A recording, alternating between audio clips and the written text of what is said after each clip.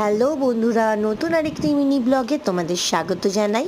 তো আমরা আজকে চলে এসেছি বার্থডে গার্ল নীলাশার বার্থডে পার্টিতে। তো এটা সেলিব্রেট হয়েছিল আমাদের ওই যে বাস কোরিয়া আছে সেখানে, একদম 6 নম্বর বাস স্ট্যান্ডের কাছে। ভীষণই সুন্দর এটা ক্যাফেটা। তো এখানে পাশে কিন্তু বাচ্চাদের খেলার জন্য খুব সুন্দর একটা প্লে জোন আছে, যেখানে ওরা ভীষণ মজা করেছে।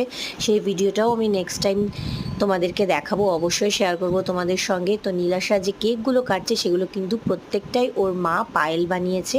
আর পায়েল হলো আমাদের ছেলেদের ড্রয়িং ম্যান, মানে হচ্ছে আমার ছেলে অনুস্মিত, সুমির ছেলে রক্তিম, আর এই যে আমরা তিনজন দাঁড়িয়ে রয়েছি লিপির ছেলে প্রত্যুষ।